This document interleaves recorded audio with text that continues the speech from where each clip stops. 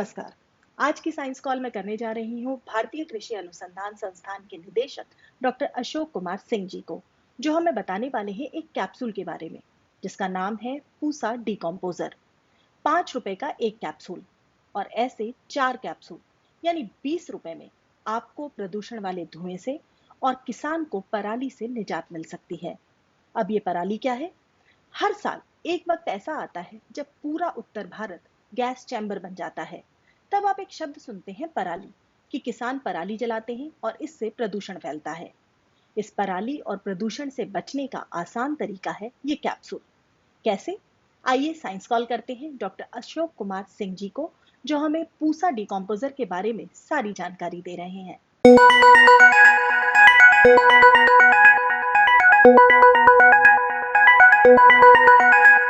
नमस्कार सर, बहुत बहुत स्वागत है आपका। नमस्कार। पराली को खाद में बदलने वाले डिकम्पोजर कैप्सूल्स तैयार हो चुके हैं और महज 20 रुपए में, जो हम खबरें पढ़ रहे हैं उनसे जो बात सामने आ रही है कि 20 रुपए में ये जो पराली जलाने की समस्या हम हर साल देखते हैं, जिसकी वजह से इतना प्रदूषण होता है और ये एक समस्या की तरह देखा जाता है, उससे निजात मिल जाएगी। इसके बारे में बताइए हमें।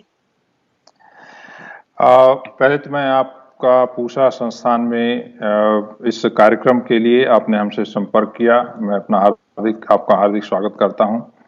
पूसा डिकम्पोजर नाम है इस तकनीक का। जैसा कि आप जानती हैं, अक्टूबर के अंत में और नवंबर के प्रथम से लेकर द्वितीय सप्ताह में धान की कटाई होती है और गेहूं की बुआई से पहले किसान भाई उसे आग लगाते हैं और उसके बाद गेहूं की बुआई करते हैं।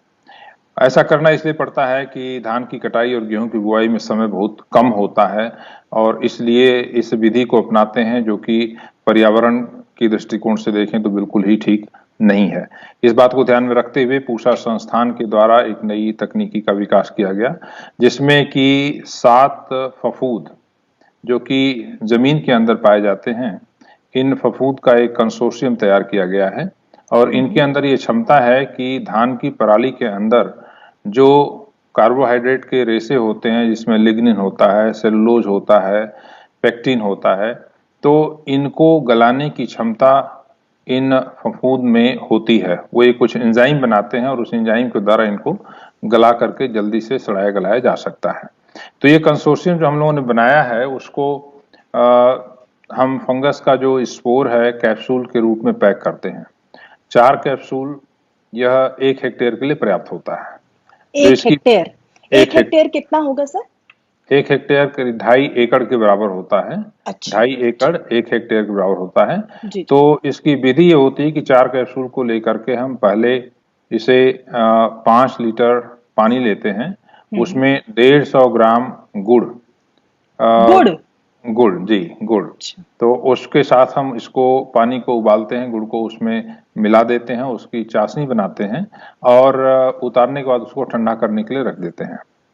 और इसके बाद जब वो ठंडा हो जाता है तो उसमें 50 ग्राम बेसन मिलाते हैं, जो चने का आटा होता है, बेसन।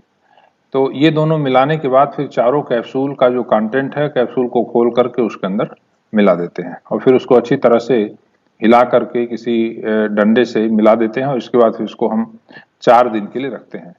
तो कैप्सूल के अंदर से फफूद के जीवाणु होते हैं और बीजाणु होते हैं फफूद के, और वो भोजन के रूप में प्रयोग करते हैं। जो हमारी गुड़ होती है, जागरी, और इसके अलावा जो बेसन हम मिलाते हैं, इसको भोजन के रूप में लेकर के, और फफूद बहुत ज्यादा मात्रा में मल्टीप्लाई कर जाती है। तो 4 दिन के अंदर एक पूरी मोटी लेयर फफूद की बन जाती है। फिर इसके बाद हम उसे 5 लीटर 5 लीटर 5 लीटर 5 लीटर 4 बार यह प्रक्रिया दोबारा करते हैं। 150 ग्राम गुड़ फिर हम 5 लीटर पानी में मिलाएंगे, उसको उबालेंगे, ठंडा करेंगे और उसमें ये जो 5 लीटर पहले वाला घोल फफूद वाला तैयार हुआ उसको मिला देंगे। तो इस तरह से इसको हम 4 बार सब कल्चरिंग करके 25 लीटर घोल बना लेते हैं और उस 25 लीटर घोल को फिर हम मिलाते हैं 500 लीटर पानी में, और वह 500 लीटर पानी जो है 1 हेक्टेयर में छिड़काव करने के लिए पर्याप्त होता है। अब होता क्या है कि जब धान की कटाई कंबाइन के द्वारा की जाती है तो उसकी पराली और खेत के अंदर जो बाकी धान का डंठल होता है वो पड़ा रह जाता है।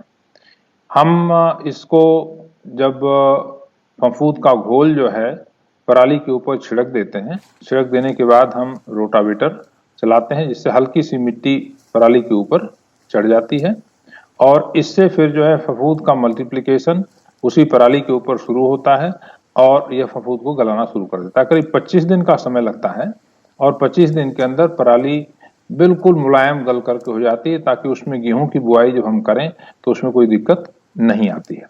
आपने ज्यादातर घरेलू चीजों का ही नाम लिया, गुड़, बेसन, इस तरह की चीजें आपने इस्तेमाल की हैं। तो ये कैप्सूल बनाने में भी इसी तरह की कुछ चीजों का इस्तेमाल किया गया है? कैप्सूल में क्या करते हैं कि पहले तो इसी तरीके से बनाते हैं हम, और उसमें से जो जो फफूंद है उसके जी। बीजाणु को निकाल करके वो कैप्सूल में हम भर देते हैं।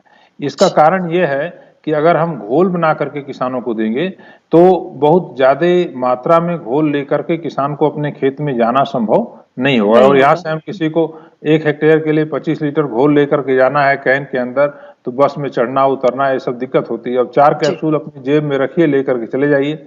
सिर्फ इतना ध्यान रखना है कि इसको चूंकि बनाने में, तैयार करने में 25 लीटर 4 कैप्सूल से 10 दिन का समय लगता है, तो अगर किसान भाई को ये पता है कि हमारी धान जो है उसकी कटाई 25 अक्टूबर को होने वाली है, तो उसकी तैयारी वो 5 अक्टूबर तक कर के शुरू कर दे, ताकि 25 अक्टूबर तक जब धान की कटाई हो तो उनका घोल जो है तैयार हो। वो तो है। तो और किसानों के लिए आसान होगा ये घोल बनाना? बिल्कुल आसान, उसकी पूरी प्रक्रिया, पूरी विधि हम उनको समझाते हैं, बताते हैं।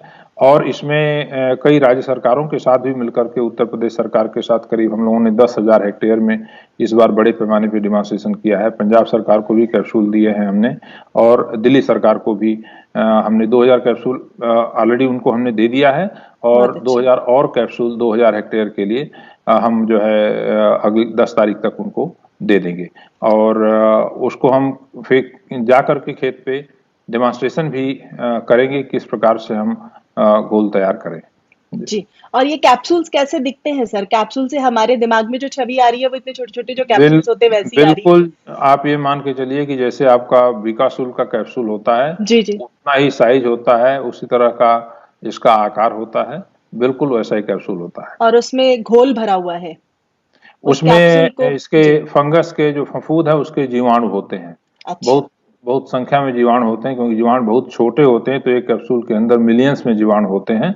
और उसको जब हम ले जा करके बेसन और गुड़ के साथ मिला करके ग्रो करते हैं, तो वही जीवाणु फिर फंगस के रूप में परिवर्तित होते हैं, और उनकी जो है फंगस की ग्रोथ होती है उससे जो है। 20 रुपए में हम 4 कैप्सूल्स, चारों कैप्सूल्स की कीमत है सर 20 रुपए?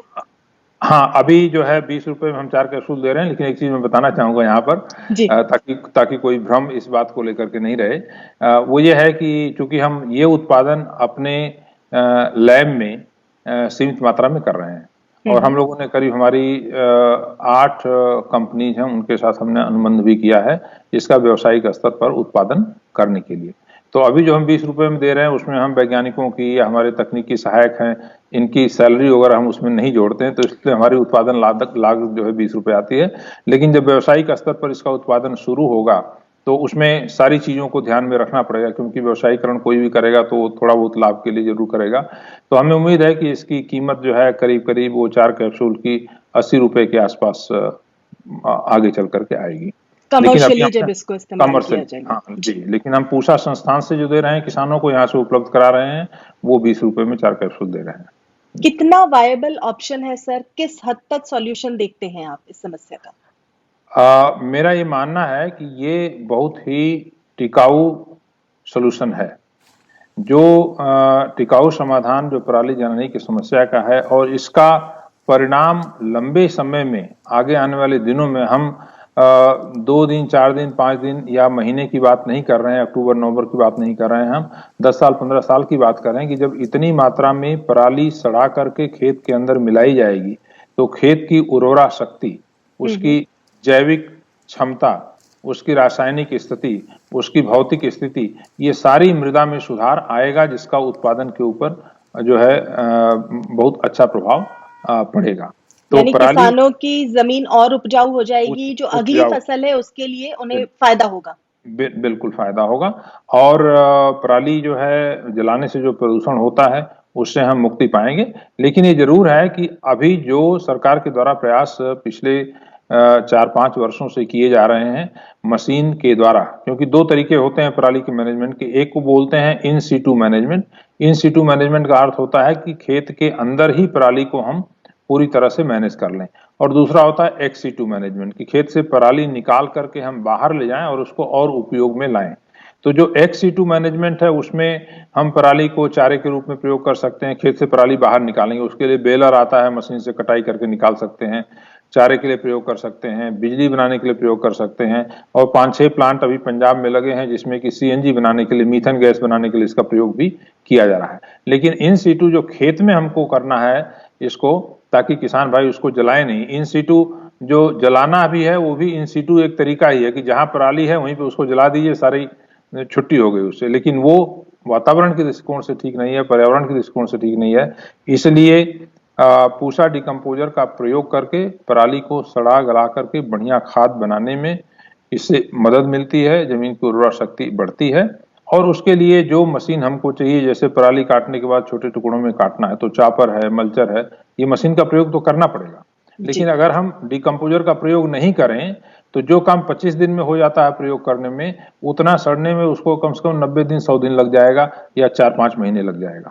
तो और उस सड़ने का इंतजार करता नहीं है किसान और उसको जला देता है, जिसकी वजह से प्रदूषण। सर, इसको पराली को जलाने से जैसे carbon monoxide, nitrous oxide, sulphur dioxide, इस तरह के तमाम जहरीली गैसेस हवा में मुख्य फैल रूप जाती से हैं जो है कार्बन डाइऑक्साइड, ज्यादा पराली जलाने से कार्बन डाइऑक्साइड पैदा होती है। तो वो आप उसका देख रहे हैं कि प्रदूषण का इतना असर होता है कि नवंबर के महीने में दिल्ली में कई बार जो है आमतौर पर सांस लेना मुश्किल हो जाता है, और इतना धुआं चारों तरफ हो जाता है कि दिखना बंद हो जाता है। ये स्थिति नवंबर के पहले सप्ताह में होती है। आंखें जलने लगती हैं, गले में खराश होने लगती है, और खासकर इस वर्ष तो विशेष रूप से हमें ज्यादा ध्यान रखना है, क्योंकि कोरोना के चलते जो लोग संक्रमित हैं उनको सांस लेने में वैसे ही दिक्कत होती है।